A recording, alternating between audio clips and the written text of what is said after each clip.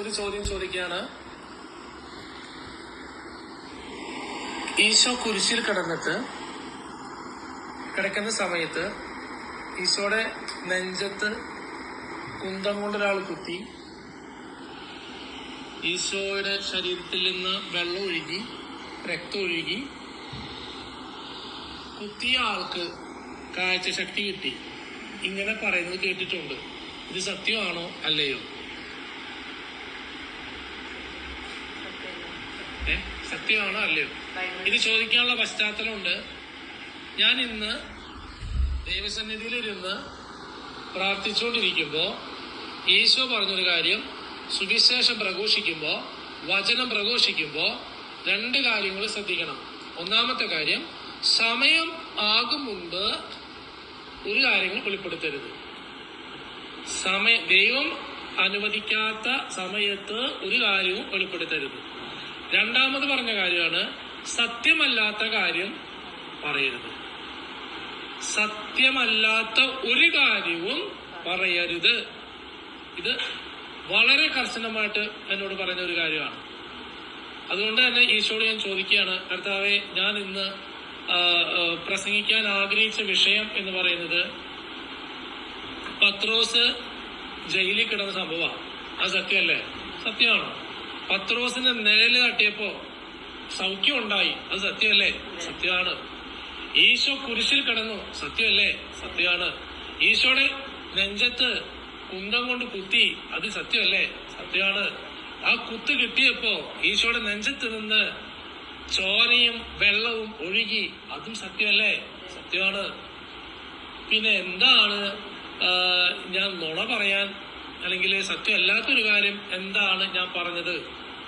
അപ്പൊ ഒരു ചോദ്യം കൂടെ ബാക്കിയുണ്ടെന്ന് ഈശോ ഓർമ്മിപ്പിക്കുന്നു. അതെന്താണപ്പ? ആ ചോദ്യമാണ് ഈ ചോദ്യം. ഏത്? ഈശോയുടെ നെഞ്ചത്ത് കുന്തം കൊണ്ട് കുത്തിയപ്പോ ചോരയും വെള്ളവും ഒഴുകി. ആ ചോരയും വെള്ളവും ഒഴുകിയത് കുത്തിയ പടയാളിക്ക് കാഴ്ചശക്തി നേടിക്കൊടുത്തു. അല്ലെങ്കിൽ അന്ധനായിരുന്നു അയാള്, അല്ലെങ്കിൽ ഒരു കണ്ണ്, അങ്ങനെയാന്ന് തോന്നുന്നു അല്ലെ? ഒരു കണ്ണിന് കാഴ്ചയുണ്ട്, ഒരു കണ്ണിന് കാഴ്ചയില്ല.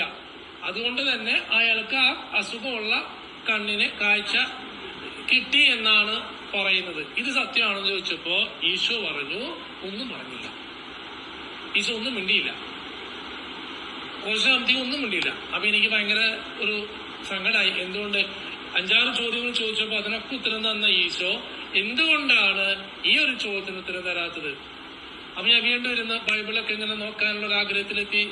ഓരോ ഭാഗത്ത് തപ്പി മത്തായിയുടെ സുവിശേഷം, മാർക്കോസിന്റെ സുവിശേഷം, ലൂക്കയുടെ സുവിശേഷം, ഈ 3 സുവിശേഷത്തിലും ഇങ്ങനൊരു ഭാഗത്തെ കുറിച്ച് പരാമർശിക്കുന്നതേയില്ല.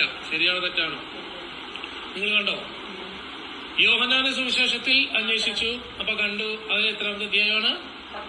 19-ാമത്തെ അധ്യായം. 34-35 ഒക്കെ ആ വാക്യങ്ങൾ വായിച്ചപ്പോഴാണ് ഒരു കാര്യം പിടികിട്ടിയത്.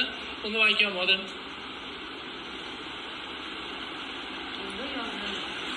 യോഹന്നാന്റെ സുവിശേഷം 19-ാം അധ്യായം 33, 34, 35 ഒക്കെ ഒന്ന് വായിക്കാമോ? ഉറക്കം വായിക്ക്. എന്നാൽ പടയാളികളിൽ ഒരുവൻ അവന്റെ പാർശ്വത്തിൽ കുന്തം കൊണ്ട് കുത്തി. അപ്പൊ ഒരു കാര്യം സത്യമാണ്, കർത്താവിന്റെ നെഞ്ചത്ത് പാർശ്വത്തിൽ കുന്തം കൊണ്ട് കുത്തി എന്നുള്ള സത്യമാണ്. ഓക്കെ, അടുത്തത്. ഉടനെ അവിടെ നിന്ന് അല്ലെങ്കിൽ അതിൽ നിന്ന് രക്തവും വെള്ളവും പുറപ്പെട്ടു. അതും സത്യമാണ്. കർത്താവിന്റെ നെഞ്ചിൽ നിന്ന് രക്തം മാത്രമല്ല, വെള്ളവും ഒഴുകി. സത്യമാണ്. ഓക്കെ, അടുത്തത്.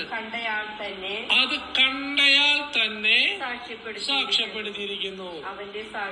അവന്റെ സാക്ഷ്യം സത്യവുമാണ്. ഇവിടെ എന്താണ് സാക്ഷ്യപ്പെടുത്തിയിരിക്കുന്നത്? വെള്ളവും രക്തവും വന്നത് കണ്ടു. അപ്പൊ ഈ വെള്ളവും രക്തവും ഒഴുകി എന്നുള്ളതാണ് സത്യം. കാഴ്ച കിട്ടി എന്ന് ഇവിടെ പറയുന്നുണ്ടോ? അപ്പൊ ഞാൻ കർത്താവ് അങ്ങനെ പറയുന്നില്ല, പക്ഷെ ഇങ്ങനെ പറയുന്നുണ്ട്, കണ്ടയാൾ സാക്ഷ്യപ്പെടുത്തുന്നത്. അപ്പോ ഈ കണ്ടയാൾ സാക്ഷ്യം പറഞ്ഞു. ഇതിനു മുമ്പുള്ള ആളുകള് ദുർവ്യാഖ്യാനം ചെയ്തിരിക്കുന്നതല്ലേ? അപ്പൊ ഇതുവരെ ആൾക്ക് കണ്ണിന്റെ കാഴ്ച ഇല്ലായിരുന്നോ? അപ്പൊ പറയും ഒരു കണ്ണിന് കാഴ്ച ഉണ്ടായിരുന്നു പറയും. കാരണം കണ്ണിന് കാഴ്ചയില്ലെങ്കിൽ പിന്നെ എങ്ങനെ കുത്തിയത്? എങ്ങനെ കുത്തിയത്? ഒരു കണ്ണ് കാഴ്ച അപ്പൊ പറഞ്ഞു ഒരു കണ്ണിന് കാഴ്ചയുണ്ടെന്ന്. നാട്ടുകാരെ ആൾക്കാരെ പറഞ്ഞ എന്റെ ഈശോനോട് ചോദിച്ച ചോദ്യം, നിങ്ങളുടെ അവിടെയൊക്കെ പട്ടാളത്തില് ആൾക്കാർ ജോലിക്ക് എടുക്കുമ്പോ അംഗവൈകല്യമുള്ളവരെയും കാഴ്ച പരിമിതി ഉള്ളവരെയും ചെവി കേൾക്കാത്തവരെയും സംസാരിക്കാൻ പറ്റാത്തവരൊക്കെ പട്ടാളത്തിൽ എടുക്കുവോ? എടുക്കോ? ഇനിയിപ്പോ പട്ടാളത്തിൽ ചേർന്നതിന് ശേഷം അംഗവൈകല്യം സംഭവിച്ചു, അവരെ ഡ്യൂട്ടിക്ക് ഇടുവോ? റെസ്റ്റാണ്. ശരിയോ തെറ്റോ? അപ്പോ നിങ്ങൾ എന്തും അപ്പൊ ഇവിടെ എന്ത് സംഭവിച്ചു നോക്കിയേ? ഒന്നുകിൽ ഈ മനുഷ്യൻ കുത്തിയ ആൾക്ക് പറ രണ്ട് കണ്ണിനും കാഴ്ച ഉണ്ടായിരുന്നിരിക്കണം, അല്ലാതെ പട്ടാളത്തിൽ സേവനം ചെയ്യാൻ പറ്റത്തില്ല. അല്ലെങ്കിൽ ഇയാൾ പട്ടാളക്കാരനാകണമെന്ന് നിർബന്ധമില്ല, വേറെ ആരെങ്കിലും വന്നിട്ട് കുത്താം. പക്ഷെ ഇവിടെ വചനത്തിൽ പറയുന്നു പടയാളികളിൽ ഒരുവൻ, അതായത് പട്ടാളക്കാരൻ തന്നെയാണ് കുത്തിയെന്ന് പറയുന്നു. അങ്ങനെയെങ്കിൽ കുത്തിയ ആൾക്ക് കണ്ണിനോ കൈക്കോ യാതൊരു കുഴപ്പമില്ല. ഒരു കുഴപ്പമില്ലാത്ത ഒരാൾക്ക് ഞാൻ കാഴ്ചശക്തി വീണ്ടും സൗഖ്യം കൊടുത്തു എന്ന് പറയുന്നത് ശരിയാണോ തെറ്റാണോ? അത് സത്യമാണോ അസത്യമാണോ? അതുകൊണ്ടാ കുഞ്ഞു നിന്നോട് പറഞ്ഞത് സത്യമല്ലാത്തൊരു കാര്യവും നീ ഇനി സുവിശേഷ പ്രഘോഷണ വേദിയിൽ പറയരുത്. അപ്പൊ ഇത്രയും നാളും കേട്ട് പരിചയിച്ചത് ഇതൊരു കെട്ടുകഥയായിരുന്നിരിക്കണം. അപ്പൊ അവര് പഠിപ്പിച്ചതോ? അവര് പഠിപ്പിച്ചോട്ടെ, ഞാൻ പഠിപ്പിച്ചിട്ടില്ല. അപ്പൊ എന്റെ പേരിൽ വെറുതെ ഒരു ബൂസ്റ്റ് കിട്ടാൻ വേണ്ടിയിട്ട് കുറച്ച് ആൾക്കാർക്ക് ഒരു കൊഴുപ്പായിക്കോട്ടെ, ഒരു ഹരം ആയിക്കോട്ടെ എന്ന് വിചാരിച്ച് ഇല്ലാത്ത കാര്യം പറയരുത്. പടയാളി കുത്തുന്നുണ്ടെങ്കിൽ അവൻ പട്ടാളക്കാരനാണെങ്കിൽ അവന്